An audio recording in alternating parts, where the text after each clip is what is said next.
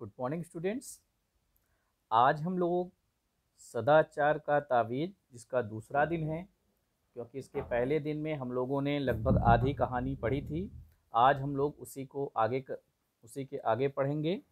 तो थोड़ा सा जानकारी हम लोग थोड़ी सी चर्चा कर लेते हैं। इसके पहले वीडियो में हम लोगों ने क्या पढ़ा था। जैसा कि मैंने बताया था कि यह हरिशंकर परसाई द्वारा एक व्यंग्य प्रधान कहानी है जो कि लिखी गई है। इसमें एक राजा होता है, उसके राज्य में भ्रष्टाचार मचा हुआ है, इस प्रकार से हल्ला होता रहता है। तो राजा जो है दरबारियों को बुलाता है, राज दरबार लगता है, कहता है कि भ्रष्टाचार फैला हुआ है, कहाँ है, उसकी सूरत कैसी होती है, उसको बताओ। तो दरबारी जितने थे वो कहते हैं कि नहीं, मुझे भी नहीं दिखाई पड़ता है कैसा है, क्योंकि ये बहुत बारीक होता है। इस प्रकार से होते जाते नहीं पता चलता है। तो इसके बाद 5 विशेषज्ञ बुलवाए जाते हैं। जो 5 विशेषज्ञ आते हैं, बताते हैं कि यह सर्वत्र व्याप्त है, यह जो है सर्वत्र व्याप्त है, जहाँ देखो वहाँ पर होता है, सूक्ष्म है, अगोचर है और सर्वव्यापी है। तो राजा जब ऐसा सुनता है तो कहता है, क्या यह ईश्वर है? तो विशेषज्ञों ने कहा, हाँ महाराज, अब भ्रष्टाचार ईश्वर हो गया, क्योंकि यह हर जगह फैल गया है, यहाँ तक कि आपके सिंहासन में भी है। तो महाराज जब ऐसा सुनते हैं सिंहासन के बारे में तो एकदम हक्के बक्के हो जाते हैं और उछलकर दूर खड़े हो जाते हैं। तो उन्होंने कहा, कैसे सिंहासन में कैसे है? तो उन्होंने कहा, इसकी रंगाई पुताई का ठेका हुआ था। तो ठेके में क्या हुआ कि वहाँ पर ठेके के माध्यम से वह ठेकेदार और कुछ अधिकारी इसमें घूस लेते हुए पाए गए थे। इस तरह से हम कह सकते हैं कि भ्रष्टाचार हर जगह है। तो राजा ने कहा, इसको खत्म कैसे किया जाए? उन्होंने कहा, तो इसके लिए होगा कि ठेका मिटाने होंगे, क्योंकि जो भ्रष्टाचार के मौके मिटाने होंगे, जैसे ठेका है तो ठेकेदार है, और ठेकेदार है तो अधिकारियों के लिए घूस है। ठेका मिट जाएगा तो सारा घूस खत्म हो जाएगा। तो राजा ने कहा, अच्छा ठीक है, तुम पूरी योजना जो है यहाँ पर रख जाओ, कैसे इसको मिटाना है, हम और हमारे दरबारी उस पर विचार करेंगे। तो इतनी कहानी हम लोगों ने कल पढ़ी थी। आइए आज हम लोग उसके आगे की कहानी पढ़ते हैं। अब देखिए, जब विशेषज्ञ वहाँ से चले जाते हैं तो क्या होता है। विशेषज्ञ चले गए, राजा ने दरबारियों के साथ मिलकर भ्रष्टाचार मिटाने की योजना को पढ़ा, उस पर विचार किया। विचार करते दिन बीतने लगे और राजा का स्वास्थ्य बिगड़ने लगा। एक दिन एक दरबारी ने कहा, महाराज, चिंता के कारण आपका स्वास्थ्य बिगड़ता जा रहा है। उन विशेषज्ञों ने आपको झंझट में डाल दिया। राजा ने कहा, पर करें क्या? तुम लोगों ने भी भ्रष्टाचार मिटाने की योजना का अध्ययन किया है, तुम्हारा क्या मत है? क्या उसे काम में लाना चाहिए? तो इस प्रकार क्या हुआ कि राजा ने और दरबारियों ने उसको पढ़ा, उसकी योजना को, और विचार करते करते इतने दिन बीत गए कि राजा का स्वास्थ्य भी बिगड़ने लगा। एक दरबारी ने कहा कि महाराज, चिंता के कारण आपका स्वास्थ्य भी बिगड़ता जा रहा है, और वह जो विशेषज्ञ हैं उन लोगों ने आपको झंझट में डाल दिया। लेकिन राजा ने कहा, तो करें क्या? तुम लोगों ने भ्रष्टाचार मिटाने का जो योजना थी उसका अध्ययन किया, आखिर तुम्हारे लोगों का क्या मत है? तुम लोग क्या चाहते हो, कैसे होना चाहिए? दरबारियों ने कहा, महाराज, यह योजना क्या है, एक मुसीबत है। उनके अनुसार कितने उलटफेर करने पड़ेंगे, कितनी परेशानी होगी, सारी व्यवस्था उलट पुलट हो जाएगी। जो चला आ रहा है उसे बदलने से नई नई कठिनाइयाँ पैदा हो सकती हैं। हमें तो कोई ऐसी तरकीब चाहिए जिससे बिना कुछ उलटफेर किए भ्रष्टाचार मिट जाए। तब यहाँ पर क्या होता है कि इस तरह से कहा जाता है कि ऐसा करना। तो इस प्रकार से जो है कि राजा को बताया जाता है। दरबारियों ने कहा, यह एकदम से मुसीबत है, इस तरह से अगर उलट पुलट होगा तो परेशानी बढ़ जाएगी, क्योंकि जो चला आ रहा है उससे बदलने से कई कठिनाइयाँ पैदा हो सकती हैं। हमें कोई ऐसी तरकीब सोचनी चाहिए जिससे कि बिना कुछ उलटफेर किए ही भ्रष्टाचार मिट जाए। राजा साहब बोले, मैं भी यही चाहता हूँ, पर यह हो कैसे? हमारे प्रपितामह को तो जादू आता था, हमें वह भी नहीं आता, तुम लोग ही कोई उपाय खोजो। एक दिन दरबारियों ने राजा के सामने एक साधु को पेश किया और कहा, महाराज, एक कंदरा में तपस्या करते हुए इन महान साधक को हम ले आए हैं। इन्होंने सदाचार का तावीज़ बनाया है। वह मंत्रों से सिद्ध है और उसके बांधने से आदमी एकदम सदाचारी हो जाता है। इस प्रकार से राजा साहब बोले, ठीक है, मैं भी यही चाहता हूँ कि कुछ भी बदले नहीं और सब कुछ सही हो जाए। हमारे जो पर पितामह थे उनको तो जादू आता था, लेकिन हमें वह भी नहीं आता। अब तुम्ही लोग दरबारियों से कहा, तुम्ही लोग कोई उपाय खोजो। तब दरबारियों ने क्या किया, एक दिन एक साधु को पेश किया। कहा, महाराज, यह एक कंदरा यानी गुफा में तपस्या करते हुए थे। इन महान साधक को हम ले आए हैं और इन्होंने सदाचार का एक तावीज बनाया है और वो मंत्रों से सिद्ध है। उसको बांधने से आदमी एकदम सदाचारी हो जाता है। साधु ने अपने झोले में से तावीज निकालकर राजा को दे दिया। राजा ने उसे देखा, बोले, हे साधु, इस तावीज के विषय में मुझे विस्तार से बताओ। इससे आदमी सदाचारी कैसे हो जाता है? साधु ने समझाया, महाराज, भ्रष्टाचार और सदाचार मनुष्य की आत्मा में होता है, बाहर से नहीं आता है। विधाता जब मनुष्य को बनाता है तब किसी की आत्मा में ईमानदारी की कल फिट कर देता है और किसी की आत्मा में बेईमानी की।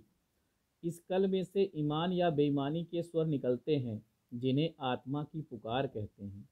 आत्मा की पुकार के अनुसार ही आदमी काम करता है। प्रश्न यह है कि जिनकी आत्मा से बेईमानी के स्वर निकलते हैं, उन्हें दबाकर ईमानदारी के स्वर कैसे निकाले जाएं? मैं कई वर्षों से इसी चिंतन में लगा हूँ। अभी मैंने यह सदाचार का तावीज़ बनाया है। जिस आदमी की भुजा पर यह बंधा होगा वह सदाचारी हो जाएगा। मैंने कुत्ते पर भी प्रयोग किया है। यह तावीज़ गले में बांध देने से कुत्ता भी रोटी नहीं चुराता। बात यह है कि इस तावीज़ में से भी सदाचार के स्वर निकलते हैं।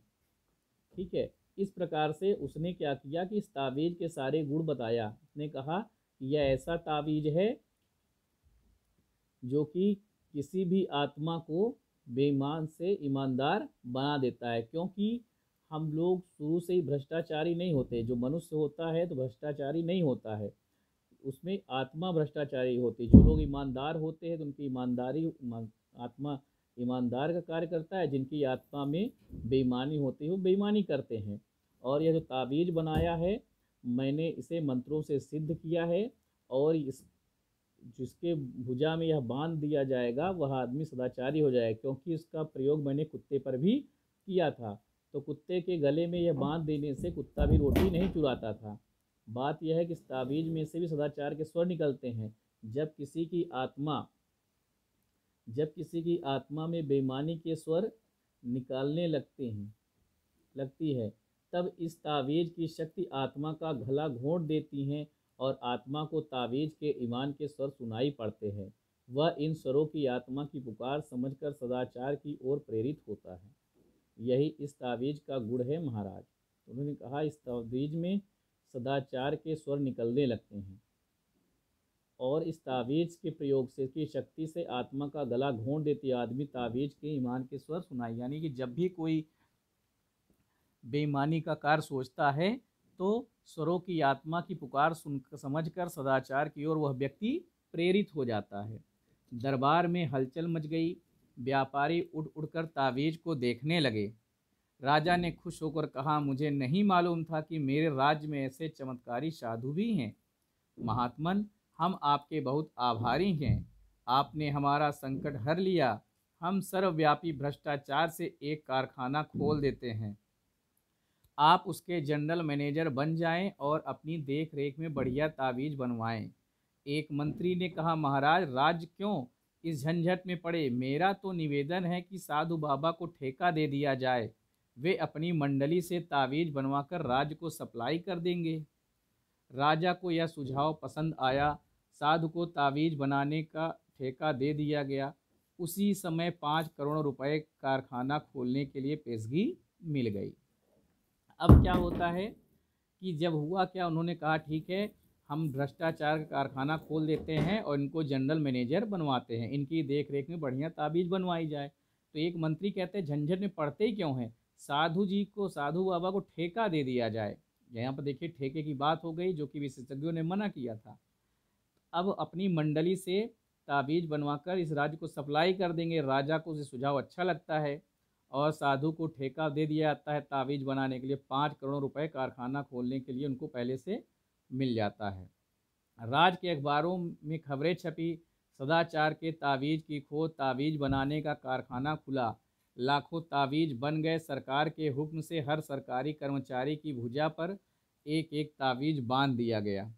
भ्रष्टाचार की समस्या का ऐसा सरल हल निकल आने से राजा और दरबारी सब खुश थे। एक दिन राजा की उत्सुकता जागी। उन्होंने सोचा, देखें कि यह तावीज़ कैसे काम करता है। वे वेश बदलकर एक कार्यालय गए। उस दिन 2 तारीख थी। एक दिन पहले ही तनख्वाह मिली थी। वे एक कर्मचारी के पास गए और कई काम बताकर उसे 5 रुपए का नोट देने लगे। कर्मचारी ने उन्हें डांटा, भाग जाओ यहाँ से, घूस लेना पाप है। राजा बहुत खुश हुए। ताबीज ने कर्मचारी को ईमानदार बना दिया। कुछ दिन बाद वह फिर वेश बदलकर उसी कर्मचारी के पास गए। उस दिन 31 तारीख थी, महीने का आखिरी दिन। राजा ने उसे 5 का नोट दिखाया और उसने लेकर जेब में रख लिया। राजा ने उसका हाथ पकड़ लिया, बोले, मैं तुम्हारा राजा हूँ, क्या तुम आज सदाचार का तावीज बांधकर नहीं आए? बांधा है सरकार, यह देखिए। उसने आस्तीन चढ़ाकर तावीज दिखा दिया। राजा असमंजस में पड़ गए, फिर ऐसा कैसे हो गया? उन्होंने तावीज पर कान लगाकर सुना। तावीज में स्वर निकल रहे थे, अरे आज 31 है, आज तो ले ले। तो इस प्रकार से भैया कि तावीज कैसे काम करता है। होता क्या है, यहाँ पर आवश्यकता के हिसाब से उसने पैसा लिया, क्योंकि कल पैसा मिलना नहीं था, उसके पहले तनख्वाह आई थी तो वह नहीं लिया। इसी प्रकार से है। होता क्या है कि ईमानदारी के गुण वास्तव में हमारी आत्मा में होने चाहिए, बाकी ताबीज़ से कुछ भी नहीं होता है। तो आज के लिए इतना ही प्यारे बच्चों। आप लोगों को जो भी एक्सरसाइज या जो भी होमवर्क दिया जाता है, आप लोग उसे होमवर्क कॉपी में करेंगे। इसके अलावा जो भी क्लास वर्क होगा या जो आपको क्लास वर्क कॉपी में लिखना होगा, उसके लिए मैं नोट्स तैयार कर रहा हूँ। 1 से 2 दिन में आपको वो मैं प्रोवाइड करा दूँगा। इससे आप लोग सेम टू सेम अपनी कॉपी में लिख लेना। धन्यवाद।